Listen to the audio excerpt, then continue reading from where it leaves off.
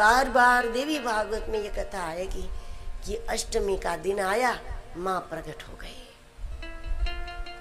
इसका मतलब ये नहीं समझना कि अष्टमी के दिन ही प्रकट होती है, लेकिन हमें जानना यह है कि अगर हमारी गति में कोई गलतियां नहीं है, हमारी साधना हमारे सदगुरु की आज्ञा के अनुसार है, या फिर हमारी साधना अनुष्ठान माँ को मंजूर है, तो 9 दिनों में 7 दिन शायद हमारी गति थोड़ी कम होने से, कमजोर होने से नहीं हुई, तो अधिक से अधिक 7 दिन निकलने पर अष्टमी के दिन प्रागट्य हो जाता है।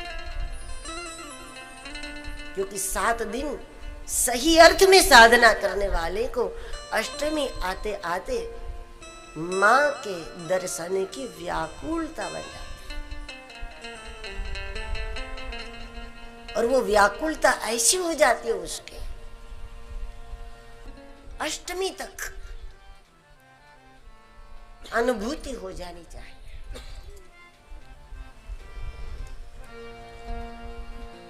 अष्टमी 8वीं भूमिका है, जहां अनुभूति ही है। यम नियम आसन प्राणायाम प्रत्याहार धारणा ध्यान और समाधि, तो ये समाधि की अवस्था में पहुंचना अष्टमी है। शायद हमारे जीवन में अष्टमी आते आते 4 नवरात्रि निकल जाए, साल 2 साल की नवरात्रि निकल जाए। एक नवरात्रि अच्छे से अनुष्ठान करोगे ना, तब हमारे लिए नवरात्रि का पहला दिन निकलेगा, माँ की ओर हमारा एक कदम होगा।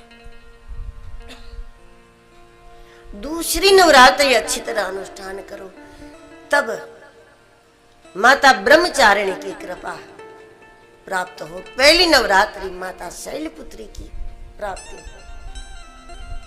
दूसरी नवरात्रि अच्छे से हो, तब शायद ब्रह्मचारिणी की कृपा के अधिकारी बनेंगे।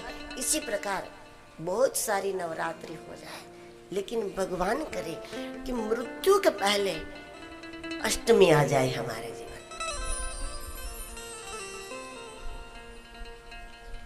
प्रत्येक नवरात्रि की प्रत्येक अष्टमी को ये बात नहीं बन जाती। देवी भागवत में जो कथा है कि अष्टमी के दिन माँ प्रकट हो गई, इसका मतलब ये ना समझे कि उनकी ये पहली नवरात्रि थी और अष्टमी के दिन माँ प्रकट हो गई।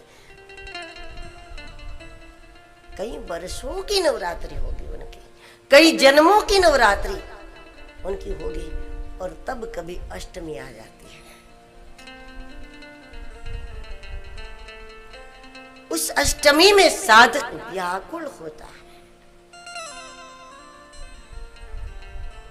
उसके परिणाम रूप भगवती प्रकट हो जाती है उसके साथ।